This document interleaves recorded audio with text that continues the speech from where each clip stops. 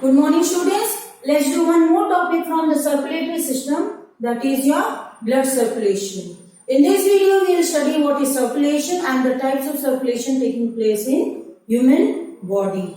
So coming to circulation, what is circulation? Circulation is the movement of fluids between body and heart. And we are talking about blood circulation, so we are going to study how the blood circulates throughout the body and heart. In mammals, there are two types of circulation taking place. Both the circulations are independent of each other.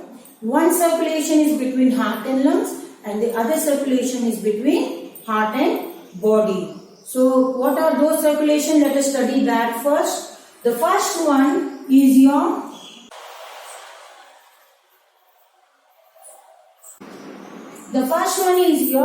pulmonary circulation. This is a circulation between heart and lungs. The blood from heart goes to lungs and from lungs again return to heart.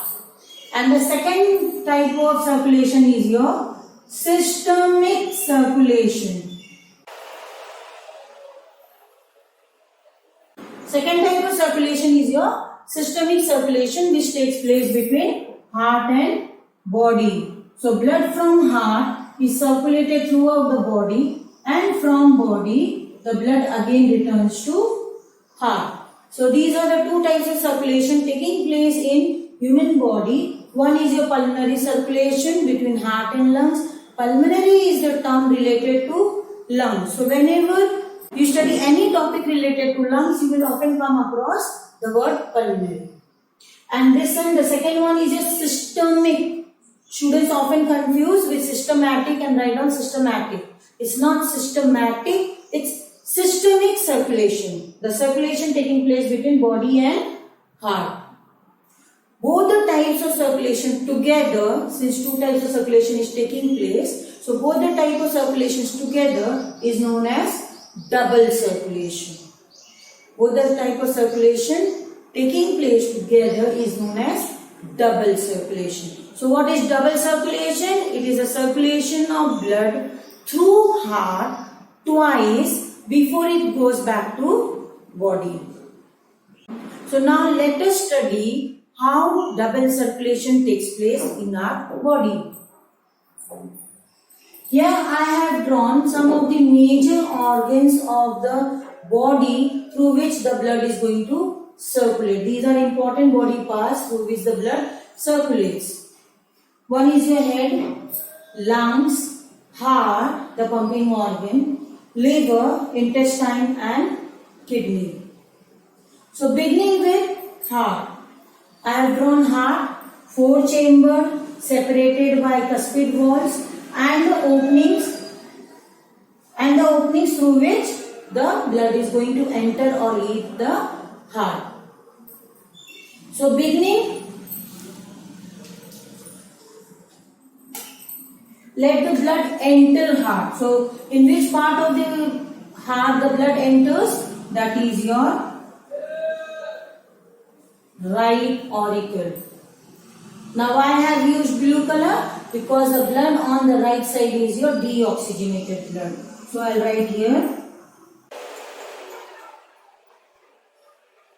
So all the blood vessels that is on your right side will carry deoxygenated blood, whereas the blood on the left side will carry oxygenated blood.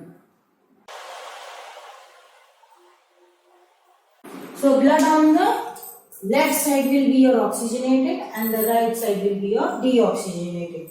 Now blood enters the right auricle. From right auricle it enters the right ventricle, and from right ventricle the blood will go to lungs. So why I am using dotted line? To indicate your difference between systemic and pulmonary circulation. So since it is a pulmonary circulation, I have indicated with dotted lines. So blood from the right ventricle will go to lungs. There oxygenation will take place, and after oxygenation the blood will return back to left auricle. The blood will return back to left auricle.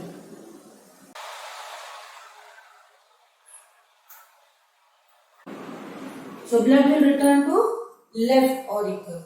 So blood from heart to lungs and back to heart is known as pulmonary circulation. So this circulation is your pulmonary circulation.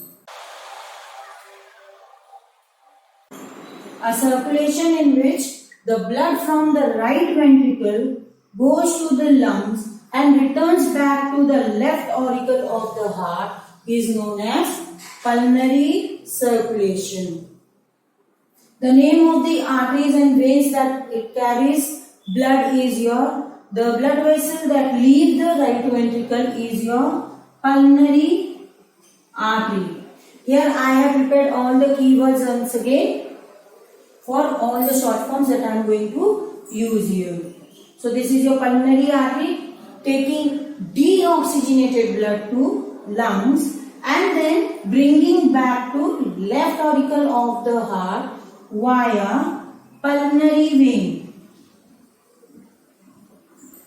The blood is brought back to heart by pulmonary veins. Now the blood will enter the left ventricle, and from left ventricle the blood will be supplied to different body parts.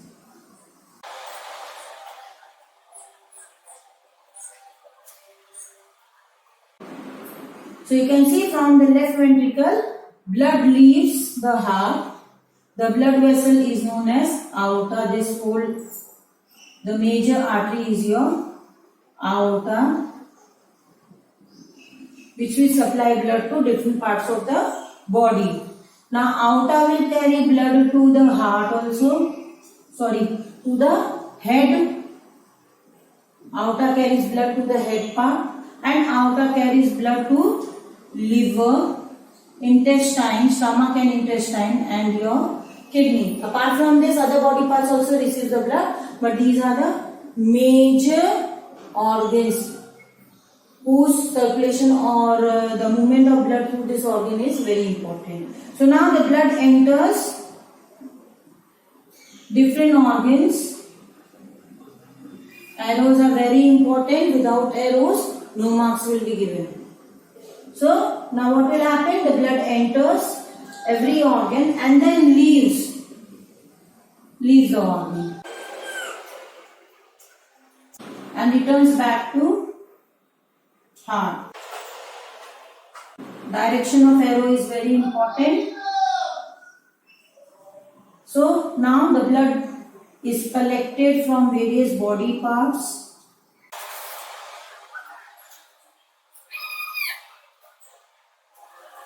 Now you can see I have left one intestine. The blood from intestine directly do not enter the vena cava. This is the major part what you see. This is your vena cava. The blood collected from head is through superior vena cava, and the blood that is collected from the lower part of the body is your inferior vena cava. So blood from head is brought by superior vena cava to heart, that is the right auricle, and the blood from different parts of the body is brought back to right auricle through inferior vena cava. Now there is one gap left. Intestine, the blood from intestine do not open directly into vena cava. The blood from intestine will open into liver. The blood from intestine will go to liver for detoxification, because after digestion lot of poison substances are also produced. So to detoxify or to make it less harmful, the blood from intestine will go to liver. The name of this blood vessel is hepatic portal vein. The name of this vessel is hepatic portal vein. Hepatic, the term related to liver. So this is your hepatic artery. Blood entering the liver. hepatic artery. Then the blood entering the kidney is your renal artery. Renal artery, the word term renal relates to kidney. The term renal relates to kidney. And the blood vessel entering the intestine is your mesenteric artery. All the full forms are given here. Hepatic artery, hepatic vein, hepatic portal vein, mesenteric artery, renal artery and renal vein. And the blood vessel leaving kidney is your, since entering the kidney is renal artery, coming out will be your renal vein. Here also hepatic vein.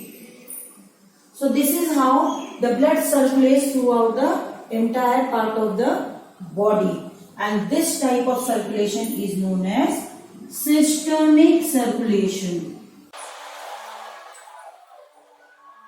So this type of circulation is known as systemic circulation. Pulmonary circulation in the dotted lines and the plain lines, the smooth lines are your systemic circulation, the blood circulating through different parts of the body. This is how the double circulation takes place. In this figure, what you have to remember is the arrows. The direction of the flow of blood, which part of the blood vessel enter which organ, and the blood vessel leaving that particular organ.